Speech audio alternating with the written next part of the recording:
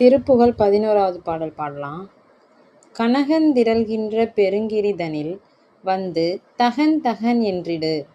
கதிர்மிஞ்சிய செண்டை எறிந்திடு கதியோனே.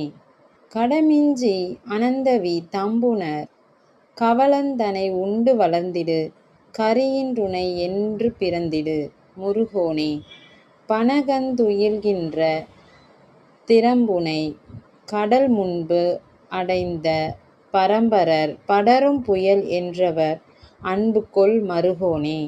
பல துன்பம் உழன்று கலங்கிய சிறியன் புலையன் கொலையன் புரி பவமின்று கழிந்திட வந்தருள் புரிவாயே. அனகன் பெயர் நின்றுருளுந்திரி புறமுந்திரி வென்றிட இன்புடன் அழலுந்தருந் நகுந்திரள் கொண்டவர் புதல்வோனே. அடல்வந்து முழங்கி இடும்பறை டுடு டுடுண்டுடு டுண்டுடு டுண்டென அதிர்கின்றிட அண்ட நெறிந்திட வருசூரர் மனமுந் தழல் சென்றிட அன்றவர் உடலுங் குடலுங்கிளி கொண்டிட மயில் வென்றனில் வந்தருளுங்கண பெரியோனே. மதியுங் கதிருந்தடும்படி உயர்கின்ற வனங்கள் பொருந்திய வளமொன்று பரங்கிரி வந்தருள் பெருமாளே.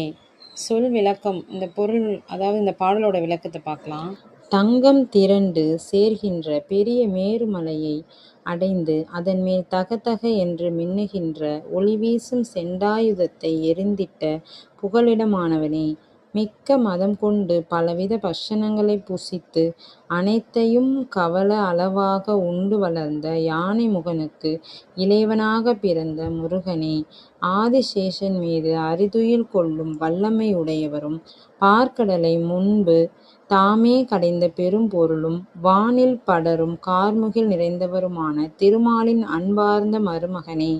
பல துன்பங்களால் மனம் சுழன்று கலக்கமுற்ற அற்பனும் புலால் உண்பவனும் கொலைகாரனும் ஆன நான் செய்கின்ற பாவங்கள் எல்லாம் இன்றோடு அழிந்து போக நீ என் முன் தோன்றி திருவருள் புரிய வேண்டும்.